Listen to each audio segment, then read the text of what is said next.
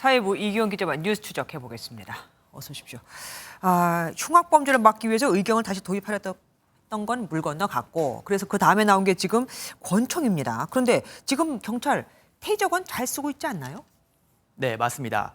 지난 2005년 경찰은 총기 사용으로 인한 인명사고를 줄이겠다며 발사형 전기 충격기인 테이저건을 도입했죠. 하지만 이 안전을 위해 도입된 테이저건도 위험성 논란이 제기돼 왔습니다. 지난 2010년 인천에서는 한 남성이 경찰이 쏜 테이저건을 맞고 쓰러지면서 자신이 든 흉기에 찔려 사망했는데요. 테이저건의 위험성이 저 정도니 실탄의 위험성은 말할 것도 없겠죠. 네. 지난 1997년 3월 서울 마포구에서는 차량절도 용의자가 경찰이 쏜 실탄을 복부에 맞고 사망했습니다. 저 위험 권총을 받으면 경찰은 그러면 기존에 사용하던 실탄과 공포탄은 못 쓰는 겁니까? 그건 아닙니다. 해당 권총을 개발한 업체에 따르면요. 저위험 권총은 기존에 경찰이 사용하던 공포탄과 실탄도 모두 쏠 수 있도록 설계됐다고 합니다. 그러면 지금 권총으로는 저위험 총알은 못 쓰는 거고요? 네, 하지만 반대로 현재 경찰이 사용하는 권총으로는 저위험탄을 쏠 수 없도록 설계가 됐다고 합니다. 그러면 저위험 총알뿐만 아니라 저위험 권총을 도입해야 한다는 건데, 그러면 경찰이 현재 사용하는 권총은 또 어떻게 되는 겁니까?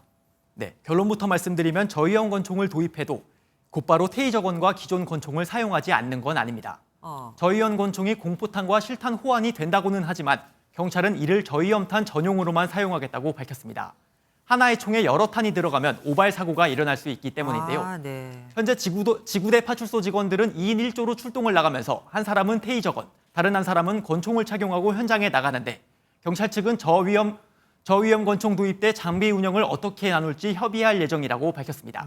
그런데 앞서 윤 대통령이 말하기를 경찰관 한 명당 권총 일정, 그러니까 1인 1총기 지급을 명령했거든요. 그럼 이건 언제쯤 다 실현이 될까요? 네, 우선 말씀드려야 될 부분이요. 1인 1총기 지급이라고 해서 14만 경찰 전원에게 지급되는 건 아닙니다. 그래요? 네, 지급을 받는 경찰은 앞서 리포트에서 보신 대로 지구대 파출소 근무자 5만 명을 이야기하는 건데요.